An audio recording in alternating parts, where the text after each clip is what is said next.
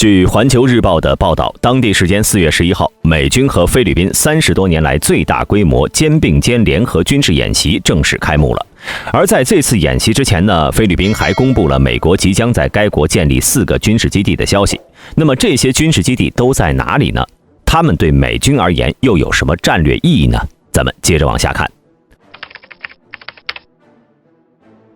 肩并肩是美菲年度例行大型军演，始于1991年，95年一度中断，99年重新恢复，今年呢已经是第38届了。虽说是例行，但是与往年相比呢，今年又有诸多破例之处。一是此次军演的规模前所未有，这场为期18天的演习将有超过 1.76 万名士兵参加，包括菲军5400人、美军1.22万人和澳大利亚军队111人。日本、英国则以观察员身份参与其中，这是过去30多年来规模最大的一次肩并肩联合军演，参演人数几乎是去年的2倍。除此之外呢，本次军演的内容也和往期不同。往年的演习内容大多是以两栖登陆、联合反恐、人道救援等常规科目为主，今年的演习呢，则首次设立了海上实弹射击环节，其中包括了爱国者导弹、海马斯高机动火箭炮系统的实弹训练，以及首次设置实弹击沉目标船项目。两军将在西菲律宾海击沉一艘61米长的模拟敌舰，同时双方还将进行网络防御演练，以增强两军网络空间作战能力等。同时，美军的 M142 海马斯火箭炮等一票先进的武器装备也会参与到这次演习。而在这次演习开始之前呢，菲律宾还公布了向美军开放4个军事基地的计划。其实从这个肩并肩演习中呢，也可以看出美国和菲律宾一直保持着紧密的军事联系。菲律宾地理位置独特，位于东南亚和太平洋之间，因此它一直是美国在亚洲地区的重点伙伴之一。从1898年以来，美国一直在菲律宾保留军事基地，并且在该地区与菲律宾一直保持着良好的关系。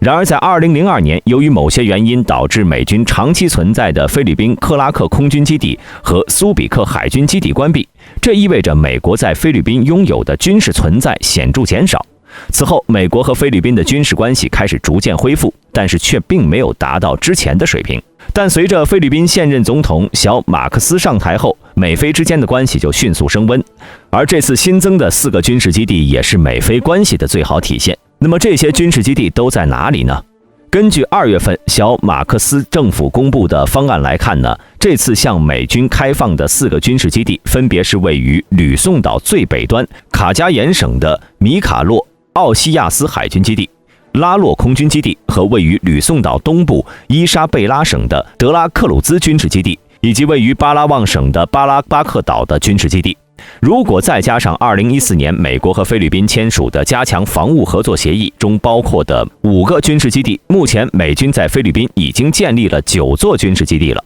涵盖了海军、空军、陆军和海军陆战队等多个军的兵种存在。从这9个军事基地的位置也可以看出美军在此地区的战略考虑，主要呢还是为了加强对太平洋区域的投送能力，比如菲律宾北部的空军基地、巴拉望省的空军基地等。目前美军在菲律宾附近区域最大的问题是近程战略投送能力不足，仅有1个加手纳基地可用。在菲律宾设立军事基地后，比如吕宋岛北部的空军基地可以与加手纳基地形成夹击之势，至少可以提高美军在该区域1倍的战略投送能力。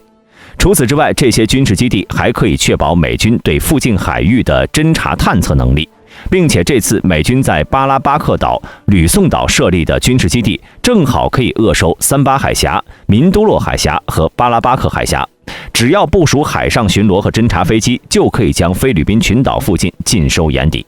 所以在战略角度上来说呢，美军在菲律宾设立的这4个军事基地主要还是以侦察和战略投送为主的。再加上之前美军设立的本尼托艾本空军基地和伦维亚空军基地等，不偏不倚，正好是在苏禄海进入西太平洋的必经之路，保和海和苏里高海峡的两侧。在军事地理学的角度来说呢，完全可以扼守菲律宾进入西太平洋的海陆要冲。而在此前早些时候，美国还宣布将在日本冲绳部署一支海军陆战队滨海作战团，该部队呢拥有先进的情报和侦察能力，在必要时甚至可以发射反舰导弹。以上这些举动无不显示了美军对亚太地区的重视。那么像这种的海外军事基地，菲律宾究竟还有多少呢？美军还有多少呢？据统计，美国在海外有800个军事基地，亚洲占了40%左右，其中日本109个，韩国83个。这是因为在亚太和印度洋这一地区对美国有重要战略价值，故美国在这一地区的海外基地数量仅次于欧洲。在这片区域呢，美军共有7个基地群，这些基地大体呈3线配置。第一线由阿拉斯加、东北亚、西南太平洋和印度洋等4个基地群组成，控制着具有战略意义的航道、海峡和海域。第二线由关岛和澳大利亚、新西兰2个基地群组成，是第一线基地的依托和重要的海空运输中转基地，也是重要的监视侦察基地。第三线呢，由夏威夷群岛基地群组成，既是支援亚太地区作战的后方，又是美国本土防御的前哨。在这些基地中，较为主要的是设在阿拉斯加的埃尔门多夫空军基地、日本的横须贺、冲绳的海军基地、关岛的安德森空军基地和阿帕拉海军基地，还有设在韩国的乌山空军基地和汉城基地等。其中，美军在冲绳的军事基地面临东亚大陆，背靠西太平洋，驻有2.5万美军，占驻日美军数量的大半，既可以支援陆地作战，又可以实施海上作战需求。该区域的2大机场也能为美军提供源源不断的海空军支持。整个东北亚的美军基地联合起来，甚至还可以控制宗谷海峡、金青海峡、对马海峡等3海峡，这足以应对朝鲜半岛的陆战与西北太平洋的海战，是美军岛链计划中最重要的一环。而在东南亚区域，美军的基地原来是以菲律宾苏比克湾海军基地和克拉克空军基地为中心，在失去这些基地后，美国转头在新加坡樟宜建立了海军基地，计划逐步重返东南亚。而素有远东十字路口之称的新加坡更是国际海运枢纽，此地扼守了马六甲海峡，控制着由中东到东亚的海上石油运输航道，可东出太平洋，西进印度洋，战略意义不在苏比克湾之下。虽然樟宜基地在自然条件和军事设施上是远逊于苏比克湾基地，只能提供维修、修整、补充燃料之用，但随着美军近年不断投入加以改造，同时积极和马来西亚、菲律宾、文莱、泰国等东南亚国家协商，争取使美舰艇可以驶入，这些国家的港口补给也使得该基地的面貌得以大幅更新。而原来的苏比克湾基地的职能已经由樟宜基地和关岛基地共同承担了。关岛基地呢，也是美军在西太平洋重要的海空军基地。该地位于美属马里亚纳群岛最南端，距离朝鲜半岛呢为3000公里左右，历来是兵家必争之地。关岛东距珍珠港5300公里，北距日本3000公里，西距菲律宾2200公里。从关岛到东亚只需要飞行14小时和航行5到7天。以关岛为母港的航母编队的支援速度，也要比从加州圣迭戈海军基地出发要快10到12天。关岛全岛549平方千米，其中1/4是美国的军事基地。这里最主要的基地呢，分别是安德森战略空军基地、阿普拉海军基地和阿加尼亚海军航空站。其中，安德森战略空军基地也是美空军第13航空队司令部驻地。驻有空军第13航空队和634空中机动支援队和海军第5直升机战斗支援中队，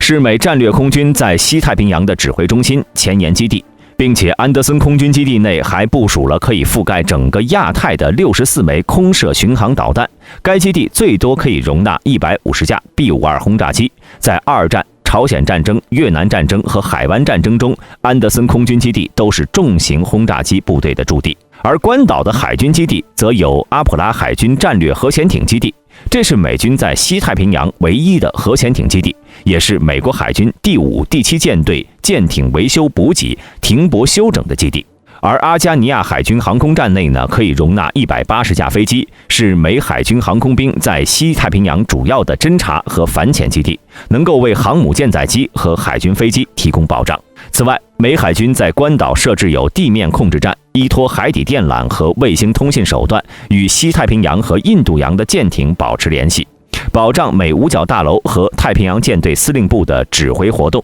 该基地还配备有相当规模的武器弹药储存，可以为完成首轮轰炸任务的战略轰炸机提供2次装弹和后续的装弹。这对于保障美军的持续作战能力具有重要的战略意义。至于在新西兰和澳大利亚附近，美军的基地反而没有那么多，主要还是以海军通信站、导航站、宇航追踪站等为主，并为美空间站提供服务。例如，美第5太空预警大队在澳中南部的纳朗格驻有200名官兵，其任务呢是使用卫星跟踪弹道导弹的发射。最后的夏威夷群岛基地群则是和中途岛连接，美本土和西太平洋美军各基地是美军太平洋战区指挥中心。太平洋航线上的海空运输枢纽，这一地区主要的美军基地包括了珍珠港海军基地、史密斯海军陆战队兵营、薛夫斯堡和斯科菲尔德兵营、卡内奥赫特湾夏威夷陆战队基地。美军在此基地群内共驻扎有约6万人，其中陆军约22000人，包括了第25轻型步兵师和一个陆军国民警卫队步兵旅，分别驻扎在薛夫特堡和斯科菲尔德兵营等地。陆战队呢，则有3900多人，编有一个陆战远征旅，驻扎在史密斯兵营等地。空军方面为4500多人，包括一个空军联队、一个大队、一个指挥与控制中队，分别驻扎在西卡姆空军基地、约翰斯顿岛和威克岛空军基地。最后的海军呢为2万人，编为4个巡逻机中队，有100多架飞机驻扎在珍珠港等地。在这些基地的重重联合之下，已经能够为美军构建出一个非常庞大的作战网络了，让美军在印太地区获得足够的实力。